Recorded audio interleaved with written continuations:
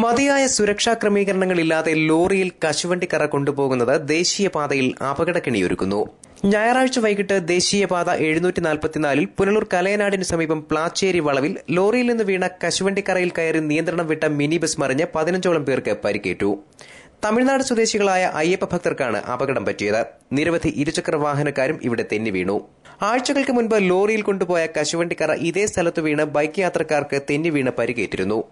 ലോറിയുടെ ബോഡി ലെവലിനും മുകളിൽ മരക്കമ്പുകളും മറ്റും ഉപയോഗിച്ച് കാർഡ്ബോർഡുകൾ കെട്ടിവച്ചാണ് അമിതമായി കശുവണ്ടിക്കറ കയറ്റുന്നത്. സഞ്ചരിക്കുന്ന ലോറി വളവ് തിരിയുമ്പോൾ കാർഡ്ബോർഡുകൾ ഇളകി കറ റോഡിലേക്ക് വീഴുന്നു. ഇതിൽ കയറുന്ന വാഹനങ്ങൾ നിയന്ത്രണം നഷ്ടപ്പെട്ട് മറിയുകയാണ് ചെയ്യുന്നത്. ഞായറാഴ്ച അപകടം നടന്ന റോഡിന്റെ ഒരു ഭാഗത്ത് അഗാധമായ കുഴിയാണ്. മിനി ബസ് ഇവിടേക്ക് മറിയാത്തതിനാൽ വൻ ദുരന്തം ഒഴിവായി. അമിത ലോഡും അശാസ്ത്രീയമായ ലോഡിംഗുമാണ് അപകടങ്ങൾക്ക് കാരണമാകുന്നത്. ആഴ്ചകൾക്ക് മുൻപ് സമാനമായ അപകടമുണ്ടായിട്ടും കശുവണ്ടിക്കറ കൊണ്ടുവരുന്ന ലോറികൾക്കെതിരെ അധികൃതർ നടപടിയെടുക്കാത്തതാണ് അപകടം ആവർത്തിക്കാൻ കാരണമെന്ന് ചൂണ്ടിക്കാണിക്കപ്പെടുന്നു. പുനലൂർ പോലീസും ഫയർഫോഴ്സും ഹൈവേ സ്ക്വാഡും നാട്ടുകാരും ചേർന്നാണ് റോഡിൽ വീണ കശുവണ്ടിക്കറ മണിക്കൂറുകളെടുത്ത് നീക്കം ചെയ്തത്. മണ്ണ്, പാറപ്പൊടി, അറക്കപ്പൊടി എന്നിവ വിതറിയാണ് റോഡ് സഞ്ചാരയോഗ്യമാക്കിയത്. 1/2 കിലോമീറ്ററോളം ദൂരത്തിൽ കശുവണ്ടിക്കറ വീണ് ഒഴുകിപ്പടർന്നിരുന്നു.